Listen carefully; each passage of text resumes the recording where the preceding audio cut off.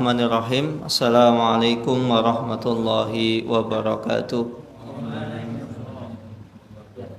Bismillahirrahmanirrahim. Wassalatu wassalamu ala Rasulillah wa ala alihi wa sahbihi wa man tabi'ahum bi ihsanin ila yaumiddin, amma ba'du.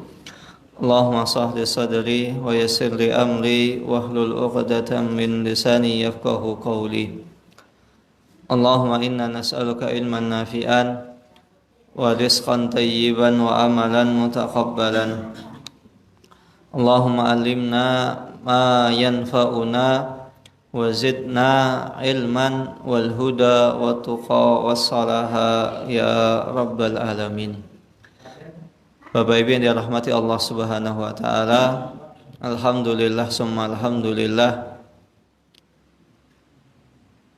sebuah ucapan yang selayaknya kita ucapkan pertama kali ketika kita hendak memulai kegiatan kita. Kemudian salawat dan salam tak lupa kita curahkan kepada baginda kita Nabi Muhammad sallallahu alaihi wasallam. Bapak Ibu yang dirahmati Allah Subhanahu wa taala, insyaallah pembahasan kita pada malam hari ini adalah seputar adab-adab bagi seorang muslim ketika hari raya Idul Adha datang. Saya rasa kenapa kok pembahasannya tentang adab atau sunnah-sunnah ketika hari raya Idul Adha. Walaupun Idul Adha yang diambil dari kata ada yu'idu, artinya berulang-ulang, setiap tahun pasti kita ketemu. Namun perlu kita tekankan, kita ingatkan, kita murojaah kembali. Barangkali ada di antara kita yang lupa, atau ada di antara kita yang belum tahu sunnah-sunnah atau adab-adab ketika seseorang hendak berangkat melaksanakan salat Idul Adha.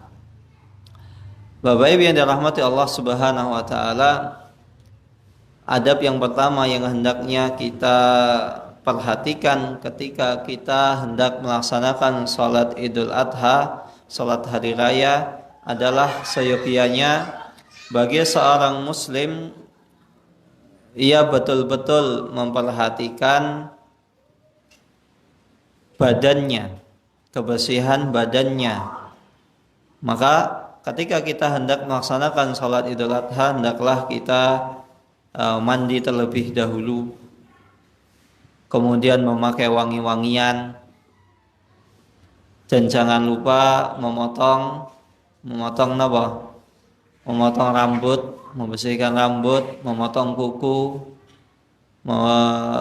merapikan rambut, baik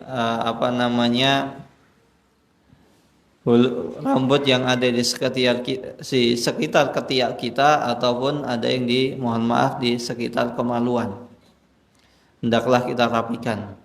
Maka pertanyaannya, lantas bagaimana dengan sahibul kurban? Maka sahibul kurban di sini dikecualikan. Karena sahibul kurban sunnahnya adalah dia memotong rambut dan kuku itu ketika hewan sembelihannya itu sudah benar-benar disembelih.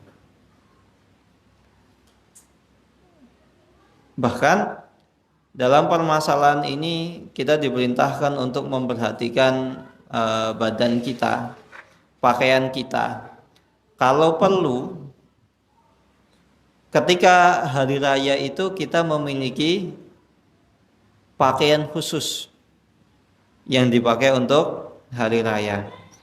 Karena Rasulullah SAW, sebagaimana yang dinukilkan oleh Ibnu Qayyim al-Jauzi dalam kitab beliau Zadul Ma'ad, bahwasanya Rasulullah SAW beliau ketika datang hendak melaksanakan sholat Idul Fitri atau Idul Adha, beliau adalah orang yang paling bersih. Beliau orang yang paling wangi. Memang di selain hari raya beliau memang wangi, tapi khusus ketika hari raya beliau paling wangi. Bahkan beliau ini memiliki pakaian khusus, yang mana pakaian tersebut itu hanya dipakai ketika hari raya saja. Selain hari raya nggak dipakai. Hanya dipakai di 3 hari raya. Apa itu 3 hari raya?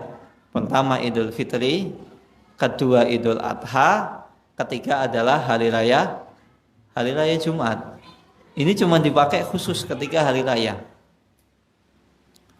Jadi bisa jadi dulu filosofi orang tua kita, simbah-simbah kita dulu, ketika hari raya itu bakdo, bajunya baru. Mungkin filosofinya ini. Bisa jadi. Cuman lambat laun ada pergeseran zaman, pergeseran adat budaya, sehingga terkadang ketika hari raya itu seperti kewajiban harus memakai baju baru. Padahal yang disunahkan ketika hari raya adalah kita memakai pakaian yang paling bagus. Nah, bagaimana kalau seandainya kita tidak memiliki pakaian yang bagus? Mohon maaf, ketika hari raya kok tiba-tiba utangnya wakeh, nggak bisa beli baju baru nggak bisa. Yang paling penting adalah iman kita ini baru. Oh, iman kita baru, apakah sebelumnya murtad dulu baru masuk Islam? Enggak. Maksudnya iman kita baru ini, iman kita ini bertambah. Kita tambah yakin kepada Allah Subhanahu wa ta'ala. Maka Rasulullah SAW suri tauladan kita, jika kita mengaku bahwasannya Rasulullah adalah suri tauladan, contoh kita, teladan kita, maka marilah teladani Rasulullah SAW ketika di hari raya itu memakai pakaian yang bersih, wangi, baru, nggak halus baru sih. Intinya pakaian yang paling bagus, bersih, wangi. Dan kalau misalnya kita bukan sahibul kurban, mohon maaf, ngapunten, bulu di sekitar ketiak itu dibersihkan. Karena terkadang ketika sholat itu kadang kan banyak orang. Karena banyak orang, terkadang kita ini sholat di tempat yang mungkin kurang kondusif. Misalnya di tempat yang, misal di masjid. Masjid itu kalau banyak kan jadi sumuk. Beda kalau misalnya masjidnya ada AC-nya. Terkadang ada AC juga kurang mempan.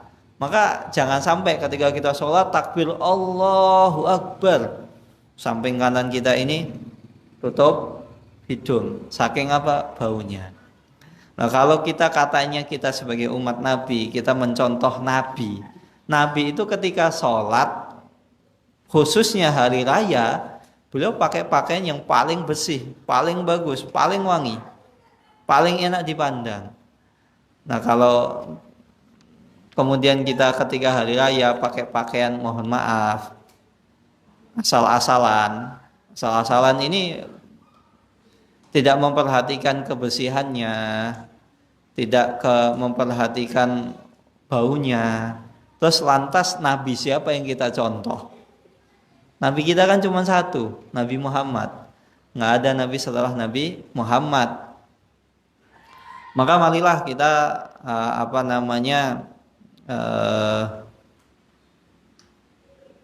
memperhatikan pakaian kita. Kemudian yang kedua, adab yang selanjutnya, biasanya ketika hari raya, khususnya hari raya Idul Fitri, Rasulullah SAW, beliau ketika sebelum berangkat menuju tempat yang dilaksanakan sholat, beliau makan terlebih dahulu, makan kurma. Nah, kalau kita nggak ada kurma, maka ya paling nggak ngemil sedikit. Ini di sholat Idul Fitri. Maka lantas, nah bagaimana dengan sholat Idul Adha?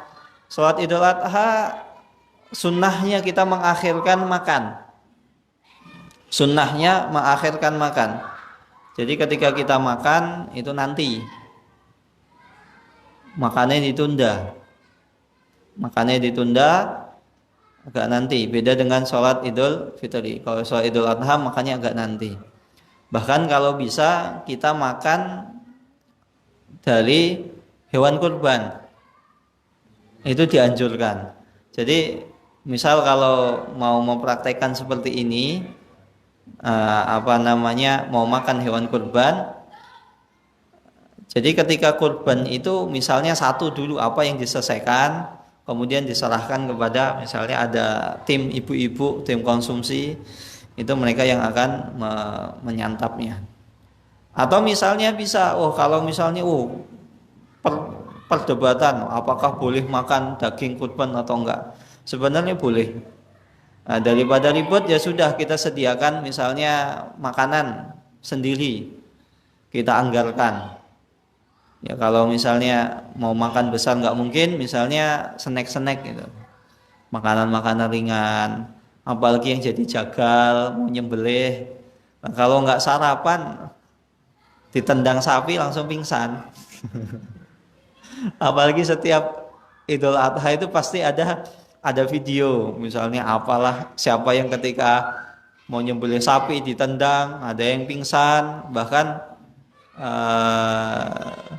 waliyadzubillah ada kejadian di Jakarta Timur itu ditendang sapi langsung meninggal di tempat. Innalillahi wa inna ilaihi rajiun. Maka kalau masa misalnya saya jagal ya sarapan dulu. Loh, bagaimana dengan sunnah tadi? Ya, karena ini ketika ada maslahat sesuatu itu boleh ditinggalkan. Tapi kalau nggak ada maslahat ya sudah kita jangan makan dulu, makannya diakhirkan. Apalagi kalau memungkinkan, misalnya makan setelah sholat. Kemudian yang ketiga, hal yang perlu kita perhatikan adalah hendaknya ketika kita pulang pergi berangkat menuju tempat dilaksanakan sholat. Kalau di sini sholatnya tunggu deh, mikir ya. Di sini, misalnya ketika kita berangkat itu menempuh suatu jalan, pulangnya itu kita lewat jalan yang lain. Misalnya kalau berangkat itu belok kiri, nanti pas pulang itu kita pulangnya lewat yang sebelah kanan tadi. Ya entah misalnya kita belok kiri, muter sini, misalnya tempat sholatnya. Kemudian kemudian ketika kita pulang, kita langsung lanjut lewatnya yang kanan. Atau ya muter-muter dulu gitu. Sekalian ayo ngajak anak, ayo saya ngomong ke istri, "Dek, anak-anak sama saya ya." Tumben ini bapak rajin mau gendong anak. Nah, ternyata sekalian biar muter-muter. Ya mumpung lumayan gitu. Pertama kita menghidupkan sunnah, kedua malah bisa ngajak anak-anak jalan-jalan gitu. Kemudian, kenapa kok kita ini diperintahkan ketika pulang dan pergi kok jalannya harus berbeda? Ini agar menunjukkan syiar kaum muslimin, menunjukkan bahwasanya kaum muslimin itu banyak. Apalagi ketika hari raya itu kan semua orang itu kumpul. Semua orang itu kumpul, baik yang sholat 5 waktunya bolong-bolong, sholat pekanannya bolong-bolong, itu kan kumpul semua. Nggak mungkin, mosok ketika hari raya kok nggak nongol. Harian sudah absen, pekanan sudah absen, mosok tahunan mau absen, kebangetan. Maka kaum muslim itu banyak, kelihatan kaum muslim itu jumlahnya ada berapa kelihatan ketika itu. Nah, kenapa kok beda? Ya biar misalnya mohon maaf, ketika kita tadi berangkat, beda lagi gitu loh. Orang yang lewat depan rumah saya itu beda gitu. Misal ada tetangga yang rumahnya di pinggir jalan, sering dilewati. Loh kok beda? Mau sing mangkat iki A B C D E F G. Sekarang kok yang lewat depan rumah saya misalnya KLMN OPG LSTU. Oh, beda-beda. Berarti kaum muslim itu banyak gitu loh. Sing sholat orang mong kai-kai wae nek misale mat Pak Kae misalnya Pak Paijo, Pak Bejo, Pak Eko, Pak Saipul, Pak Rahmat, itu sholat udah biasa. Oh ternyata misalnya Pak Bejo ya sholat, oh sholat tuh ternyata. Oh Pak Bejo ternyata Muslim tuh, tak kira orang Muslim. Terlebih lagi kalau namanya misalnya indikasi ke sebelah misalnya. Misalnya Pak Christian. Pak Christian itu kira-kira Muslim atau non Muslim Pak? Dohirnya kan non Muslim. Oh ternyata Pak Christian ini Muslim toh. Atau misalnya Pak Alexander, Alexander kan, ternyata Muslim. Oh ternyata Muslim toh, kan ketahuan gitu loh. Sehingga ketika kelihatan kaum muslimin itu banyak, musuh-musuh kaum muslimin itu ya gentar loh. Ternyata umat Islam itu akeh toh. Ternyata di gempol tuh sing sholat ya akeh gitu loh. Jadi mikir-mikir nih alep gaya masalah. Mau mengusir kaum muslimin mikir-mikir. Karena ketika misalnya kaum muslimin diusikan terkadang hanya segelintir kaum muslimin saja yang misalnya menampakkan ketidaksukaannya. Oh paling kui-kui. Ternyata ketika Idul Adha banyak. Masya Allah.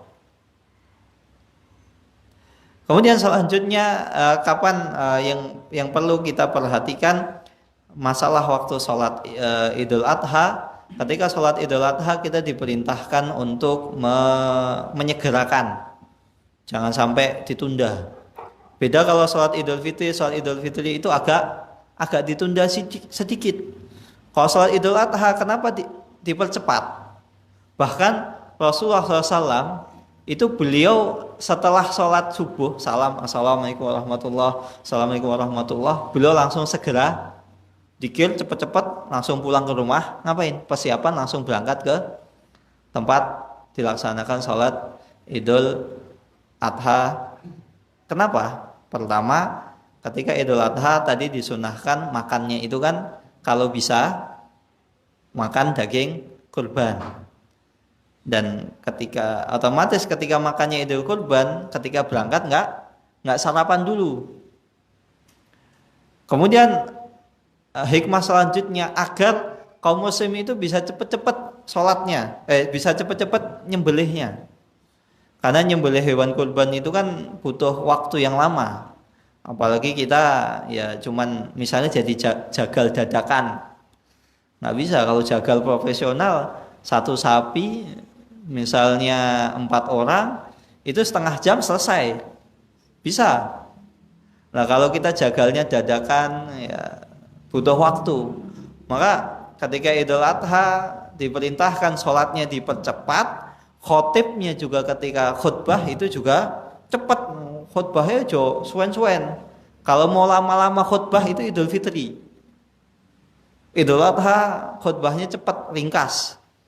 Dan dianjurkan khutbahnya itu dengan khutbah yang kira-kira dibutuhkan kaum muslimin. Apa misalnya? Misalnya apa? Misalnya kita memerintahkan untuk taubat. Kan setiap kita ini butuh untuk bertaubat. Nggak ada di antara kita ini yang lepas dari dosa. Atau kemudian memberi motivasi bagi orang-orang yang untuk beramal soleh dan lain sebagainya. Dan begitu juga kadang kita ini perlu ketika misalnya sholat Jumat. Kadang kita ini perlu membahas bab misalnya adab mendatangi sholat Jumat. Karena sering kita perhatikan, mohon maaf, ketika sholat Jumat itu banyak adab-adab yang tidak dihiraukan. Ngobrol sendiri. Nek bocah wajar, bocah. Ya kadang ya sudah, mohon maaf ya, rambutnya sudah ubanan ya ngobrol. Khotibnya ngomong di pojokan ngobrol. Ya kalau misalnya masih anak kecil ya wajar, namanya anak kecil. Nah kalau ini sudah berusia kok masih ngobrol, kadang sibuk sendiri, bisik-bisik. Di sisi lain ada yang main HP, kan Ada aja. Jangankan main HP nggih Pak. Kita baca Al-Quran ketika khutbah Jumat itu nggak boleh loh. Baca Al-Quran, pertanyaannya, ada nggak baca Al-Quran itu jelek? Nggak ada. Kalau ada orang ngomong baca Al-Quran itu salah, orangnya gini, kurang waras. Tapi ketika khutbah Jumat baca Al-Quran itu nggak boleh. Semua menyimak khotib. Ya, kalau misalnya ngantuk gimana? Ngantuk wudhu. Kalau misalnya wudhu nggak mungkin, pindah tempat dan hindari misalnya tempat-tempat yang menjerumuskan untuk tidur. Misalnya belakang ada senderan, ada tembok atau ada tiang, jauhi tiang. Kemudian jauhi kipas angin. Nah, apalagi nanti khutbah salat hitam ya, kipas angin dijauhkan. Kipas angin dijauhkan biar nggak ngantuk, fokus. Nah kalau Idul Fitri, Idul Adha ngobrol masih boleh, sholat Jumat nggak boleh. Gitu. Maka kadang sholat Jumat itu perlu gitu. Kita bahas adab sholat Jumat, biar kita ini tahu. Nah, maka tadi Rasulullah SAW itu ketika sholat Idul Adha beliau cepat-cepat menyegerakan, cepat-cepat biar biar segera sholat itu bisa dilaksanakan. Kemudian sunnah ketika sholat Idul Fitri 2 hari raya selanjutnya adalah kita disunnahkan untuk melaksanakan sholat di tanah lapang, di musola. Nah kalau di masjid apakah boleh? Boleh. Di masjid boleh jika ada udzur. Jika ada udzur itu diperbolehkan. Tapi lebih baik di tanah lapang. Misal di sini ada tanah lapang yang bisa kita pakai, semua orang bisa hadir, itu lebih baik dibanding di masjid. Kenapa kalau di masjid? Kadang kalau di masjid minusnya, sisi negatifnya itu ketika di masjid yang datang ke masjid tersebut ya cuman warganya gitu. Sedangkan salah satu tujuan kenapa adanya sholat 2 hari raya agar semua kaum muslim itu berkumpul. Misal kalau ada lapangan yang bisa kita pakai, kita lobby misalnya ke perangkat desa atau lain sebagainya, ke lurah, camat. Pak, saya izin memakai lapangan ini untuk dilaksanakan sholat. Dan Rasulullah SAW dulu, Rasulullah SAW itu sholatnya bukan di Masjid Nabawi. Perlu kita pahami, nggak di Masjid Nabawi. Beliau sholatnya itu di sekitar Masjid Ghamamah. Dan Masjid Ghamamah itu kalau zaman dulu itu bukan Madinah, di luar Madinah. Kalau sekarang Masjid Ghamamah masuk Madinah. Itu beliau sholatnya di situ, nggak di Masjid Nabawi.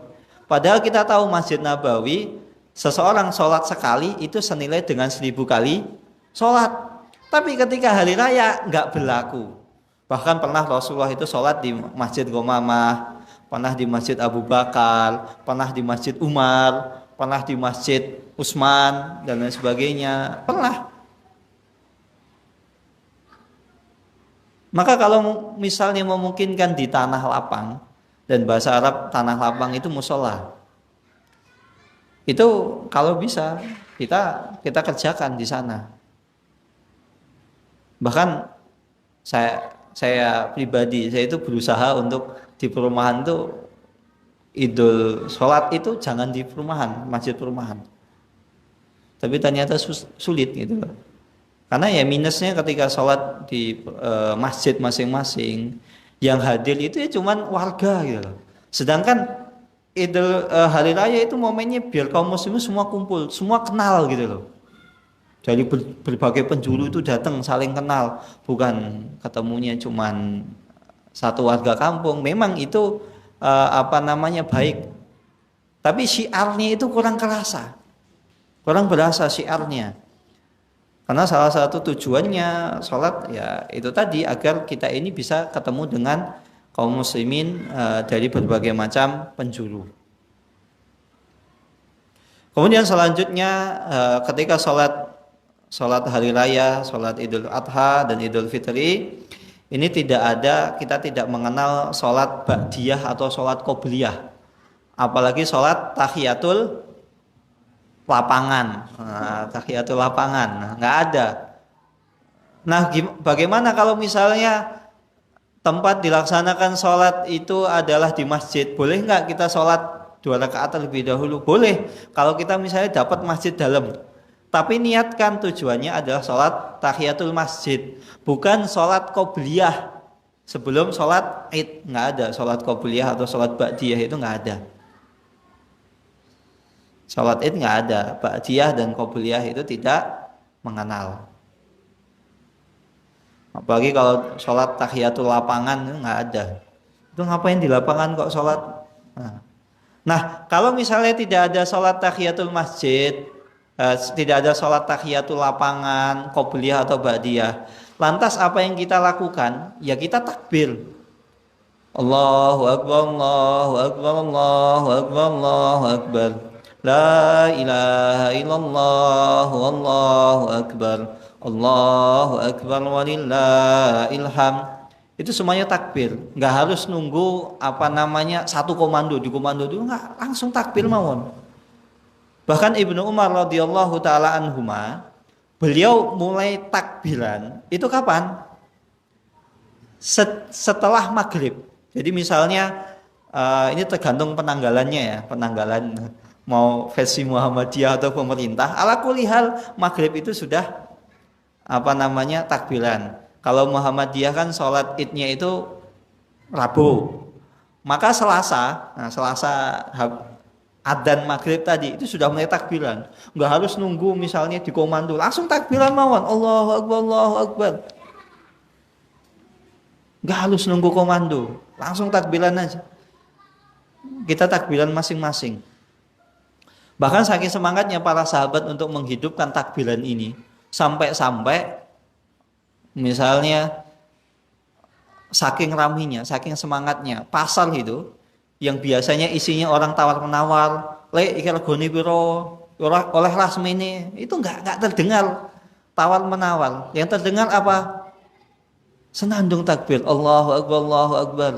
Nah, bisa dipraktekkan di pasar Condong Catur. Ya kita takbiran Allahu Akbar, Allahu Akbar. Jangan sampai momen yang mulia ini kita sia-siakan. Nah, kenapa kok kita Idul Adha, sholat hari raya itu kok terkadang syiarnya itu kurang berasa? Ya kadang kita ini sholat hari raya itu cuma sekedar seremonial belaka tahunan. Kita tidak memperhatikan sunnah-sunnahnya. Padahal kita disunahkan untuk takbiran. Nah, kalau sholat Idul Fitri, kapan selesainya takbiran? Ketika imam naik mimbar, itu sudah selesai. Begitu juga orang yang tadi datang awal, misalnya sambil jalan menuju tempat dilaksanakan sholat hari raya, dia takbiran Allahu Akbar sampai imam itu naik ke mimbar. Adapun sholat Idul Adha itu bisa sampai kapan? Sampai hari Tasyrik 13, tanggal 13 Zulhijjah. Tapi ketika imam naik mimbar ya berhenti gitu. Kita takbiran sendiri, nggak harus nunggu komando, nggak harus ini, dan nggak harus juga misalnya pakai mic, nggak harus. Apalagi terkadang ketika pakai mic itu ya sampai malam. Memang ini syiar Islam, tapi kita hidup di masyarakat yang majemuk. Ada di sekeliling kita ini non-muslim, kita juga harus menghormati mereka. Mereka punya hak untuk istirahat. Dan di sisi lain bisa jadi ada kaum muslimin itu yang sakit, lagi sakit, punya bayi. Misalnya di sini misalnya ada tetangga sebelah punya bayi baru lahiran, kita takbiran sampai jam 11. Wah, yakin saya nggak kebayang itu ibunya stresnya kayak apa. Waduh, kapan nih? Wah, sakit udah habis lahiran, sakit gigi, wah tambah. Gimana Bu? Gimana rasanya habis lahiran, kemudian masjid sebelah itu takbirannya lama, pakai mic. Ya kalau misalnya mau sampai malam nggak usah pakai mic. Kita sepakati, boleh sampai malam, tapi nggak pakai mic. Jangan sampai kita ini mayoritas, Tapi jangan sampai kita ini terkesan agama Islam itu bukan rahmatan lil alamin. Mari kita perhatikan rahmatan lil alamin. Artinya rahmatan lil alamin itu bukan hanya untuk kaum muslimin gitu loh. Untuk non muslim. Sehingga dulu ketika orang non muslim itu masuk Islam, itu nggak perlu, kadang itu nggak perlu kita dakwahi kamu masuk Islam atau enggak. Cukup lihat misalnya, oh orang Islam itu orang yang orang yang tahu sopan santun, unggah-ungguh, tahu adab, etika. Maka pentingnya kita belajar etika itu seperti itu. Ada orang Inggris enggak. Jadi kisahnya itu Syekh Abdul Razak itu saya pernah mengisahkan ya. Ketika berbakti kepada orang tua. Syekh Abdul Razak itu pernah bepergian ke Inggris.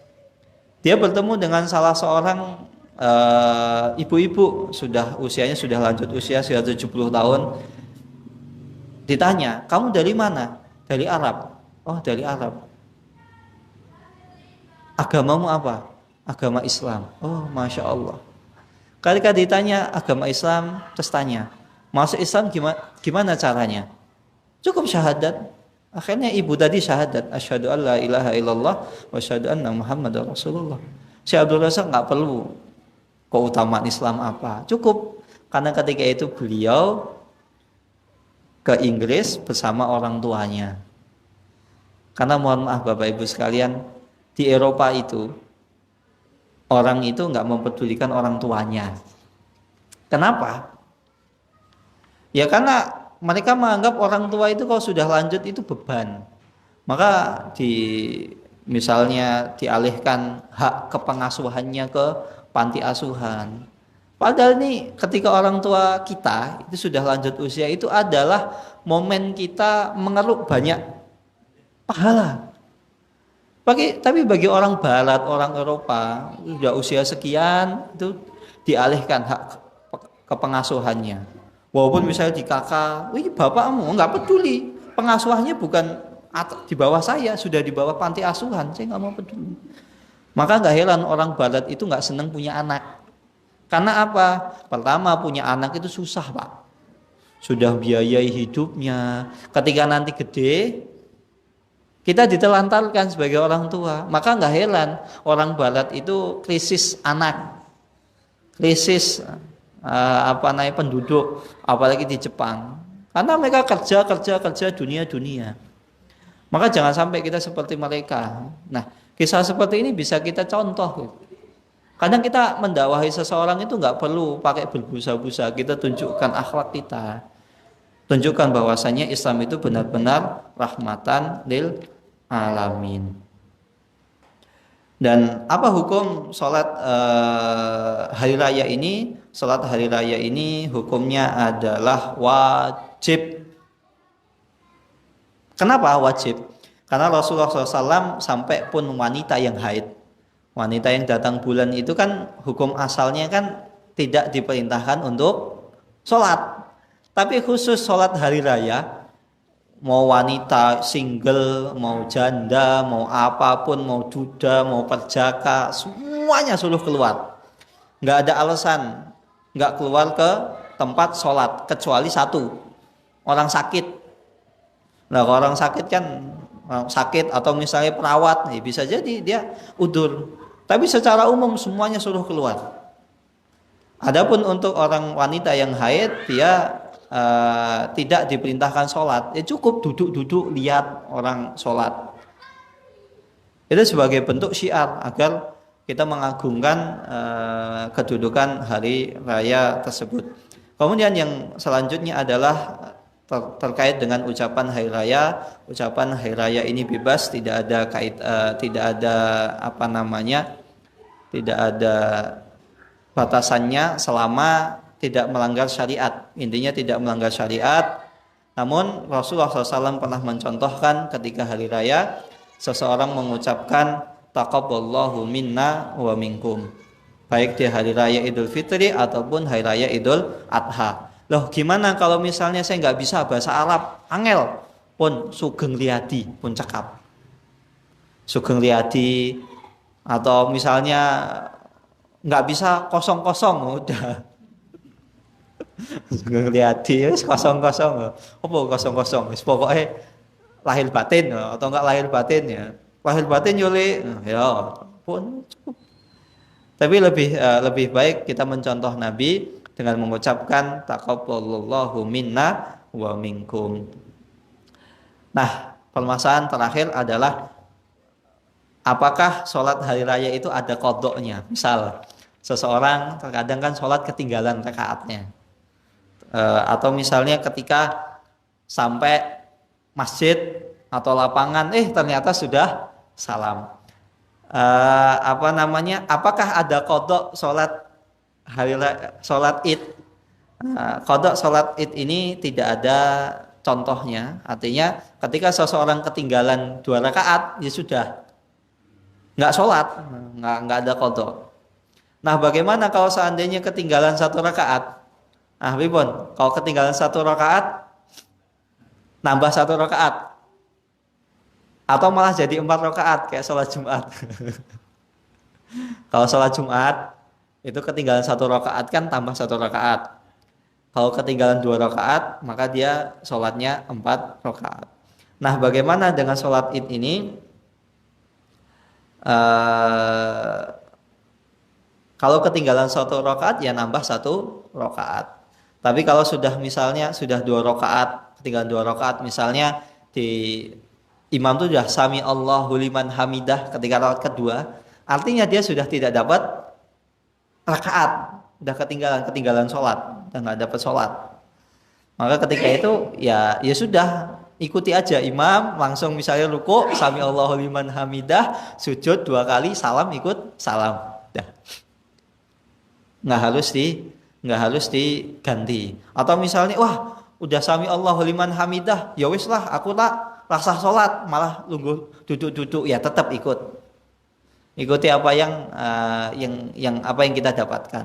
Allah taala alam bisawab. Ini yang bisa saya sampaikan, kurang lebihnya saya mohon maaf. Ada pertanyaan Bapak Ibu? Monggo Pak Edi atau Mas Teri mau nanya. Mas Teri dulu minta, ngapunten. Untuk khutbah adalah 2 kali khutbah. 2 kali khutbah sama dengan sholat sholat Jumat. Sama dengan sholat Jumat. Rukun-rukunnya sama. Nah, kalau misalnya sholat Idul Adha kan pengen versi cepat. Pertama, sholawat kepada Nabi, jangan lupa. Kemudian wasiat takwa. Wasiat takwa apakah boleh pakai bahasa Indonesia? Boleh. Tapi sebagian orang mempermasalahkan wasiat takwa ya harus pakai bahasa Arab. Ya sudah, ittaqullah pun cekap. 1 ayat. Misalnya 1 ayat itu surat apa gitu. Surat apa, petik 1 ayat sudah. Itu sudah cukup. Dan sudah insya Allah khutbahnya itu sudah sempurna, sudah mencukupi. Intinya ada sholawat, ada wasiat takwa, kemudian 1 ayat pujian kepada Allah, itu sudah cukup insya Allah. Ada monggo Mas Pak Edi. Yang pertanyaan yang pertama dengan masalah kan ada 2 buku Pak. Nggih. Kubu Rabu dan kubu Kamis ya. Ya. Puasa sunahnya yang nanti hari Kamis itu bagaimana? Karena di Rabunya kita sudah yang pertama. Yang kedua kaitannya dengan takbir Pak. Jadi setelah maghrib kemudian cara sinan ada tasik sampai itu maghrib selesai takbirnya sampai itu. Nah, terus yang saya tanyakan, saya belum pernah tahu dari mana, dan saya juga belum tahu, belum pernah ketemu ya. Sekarang saya tanya kepada Pak Ustaz, ketika sholat fardu, setelah sholat fardu itu kemudian imamnya itu memimpin takbir di antara hari-hari. Oke. Nah ini dalilnya Pak ya. Baik. Apa ini ikut yang karena masih ada takbiran itu? Nggih. Apa mungkin ada dalil yang lain? Baik. Berarti ada 3 pertanyaan. 2 intinya. Pertanyaan pertama adalah masalah puasa. Masalah puasa. Saya mohon maaf tadi menyebutkan langsung ya. Harusnya kan kelompok Rabu atau kelompok Kamis. Nah, bagaimana puasanya? Kalau puasa dia meyakini Idul Adhanya adalah Rabu, maka Selasa puasa. Kalau dia meyakini Idul Adhanya adalah Kamis, Rabunya puasa. Gitu mawon. Nah, sebenarnya kalau masalah puasa itu nggak ada kaitannya dengan wukuf di Arafah kok. Kenapa? Wukuf di Arafah itu urusannya orang yang haji. Sedangkan bagi orang yang tidak melaksanakan haji, tugasnya apa? Puasa. Maka puasanya tergantung tanggalan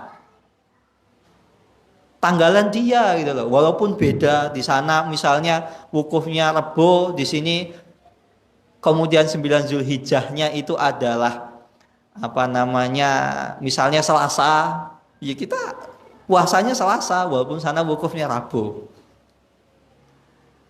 Karena kan pertama itu, ini puasa, kenapa kok dinamakan puasa Arafah? Karena puasa Arafah itu terjadi pada tanggal 9 Zulhijjah. Bukan puasa Arafah itu ketika orang wukuf, bukan. Kalau ketika orang wukuf, saya katakan sekali lagi, saya yakin puasa Arafah orang tua kita dulu itu nggak ada yang bisa diterima, nggak ada yang bisa dijamin diterima atau enggak. Ya gimana tahu kapan wukufnya? Sedangkan dulu ketika mau ke sana belum ada HP. Wukufnya kapan? Nggak ngerti. Kita harus berangkat ke sana, naik kapal 3 bulan, balik ke sini udah mulut, udah Rabiul Awal, udah kelewat, kelamaan. Maka puasa Arafah itu 9 Zulhijjah. 9 Zulhijjah kapan? Ya di masing-masing 9 Zulhijjah. Maka kalau keyakinannya Rabu 9 Zulhijjah ya monggo. Kalau 9 Zulhijjahnya Selasa ya monggo itu. Dah. Simpel mawon lah. Kemudian yang kedua, masalah takbirnya kapan? Kalau takbir itu ya kalau jenengan yakinnya ya menurut keyakinan lah. Tapi kalau misalnya ragu-ragu, ambil yang hari kedua. Karena hari kedua itu kan sudah pasti ya. Sudah pasti itu masuk disunahkan takbir. Enggak masalah. Begitu juga dengan menyembelih misalnya ngotot saya hari raya saya Rebu nyembelih kudu Rebu. Wis ngalah gitu loh. Mending Kamis daripada ribut. Kenapa? Kita ini rahmatan lil alamin wis. Yo misalnya lo, tapi Kamis wis salah. Ya untuk apa kita ribut? Yang jelas wis Kamis itu pasti itu masih boleh nyembelih gitu. Beda kalau misalnya kita ngakhirkan yang tanggal 13. Tanggal 13 niku dinten apa? Yang diperdebatkan apakah masih boleh nyembelih atau enggak. Berarti kan bagi yang versinya 10 itu Kamis, Jumat itu kan 11. Kemudian Sabtu itu 12. Ahad itu 13. Maka kalau nyembelih hari Ahad itu enggak bijak. Nyembelihnya pastikan hari Sabtu itu selesai. Ya begitu juga yang lebarannya duluan. Wes ngalah gitu loh. Yang lebarannya akhir ngalah dicepetke. Itu sudah pilihan paling enak gitu loh. Daripada kita ribut capek-capek berbusa-busa. Dan saya katakan sekali lagi, Buya Hamka itu jauh-jauh hari puluhan tahun yang lalu sudah mengingatkan.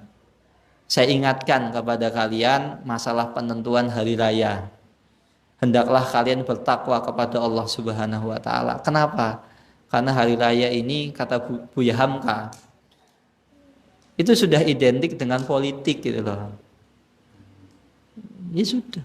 Emang benar kok identik dengan politik. Yang satu nggak mau ngalah, nggak mau dianggap A, satu nggak dianggap B. Ya sudah lah. Maka kalau misalnya ada tanggalan global bisa menyatukan, ya itu lebih lebih enak lah. Semoga pemimpin kaum muslimin semuanya sepakat untuk penyatuan tanggal global sehingga kita nggak ribut-ribut terus gitu. Setiap tahun ribut terus. Masih banyak hal yang perlu kita ributkan. Banyak kaum muslimin yang murtad, banyak kaum muslimin yang belum tahu agama Islam dengan benar, nggak ngerti syahadat itu apa, sholat masih bolong-bolong. Udahlah, masalah kayak gini kita tinggalkan. Kemudian terakhir Bapak-bapak, sholat fardu itu adalah takbiran. Sebenarnya ketika takbir itu dipimpin dengan satu suara, itu tidak ada contohnya dari Nabi Muhammad SAW. Nabi Muhammad SAW tidak pernah mencontohkan. Para sahabat dulu ketika takbiran ya masing-masing takbiran. Nah, bagaimana kok sekarang ada misalnya imam setelah salam kok takbir? Itu mungkin dulu kisahnya, mungkin banyak di antara kita ini nggak tahu bahwasannya setelah sholat itu kita disunahkan untuk takbir. Jadi memang setelah sholat itu kan sunahnya dzikir dulu. Tapi ketika hari raya itu lebih mulia takbir dulu dibanding dzikir. Maka mungkin karena orang zaman dulu banyak di antara kita ini nggak tahu, akhirnya imam, oh ini masih kita ini disunahkan untuk memperbanyak takbir. Maka sehingga imam ketika salam langsung Allahu Akbar, Allahu Akbar, Allahu Akbar. Maka nggak masalah, apalagi kalau di masyarakat tersebut banyak yang belum tahu. Tapi kalau masyarakat itu sudah tahu, artinya apa? Sunnah tersebut sudah disampaikan. Sunnah tersebut sudah disampaikan, maka nggak perlu dipimpin dengan satu suara. Atau mungkin cukup Bapak Ibu sekarang kita masih di hari raya, mari kita takbiran, sudah cukup. Dan ketika orang sudah tahu kan maslahatnya sudah tidak diperlukan lagi. Beda kecuali kalau misalnya masyarakat sudah lupa, sudah nggak banyak tahu, sudah kita ingatkan. Kita ajak mereka untuk bertakbir. Wallahu taala alam bisawab. Ini yang bisa saya sampaikan. Kurang lebihnya mohon maaf. Assalamualaikum warahmatullahi wabarakatuh.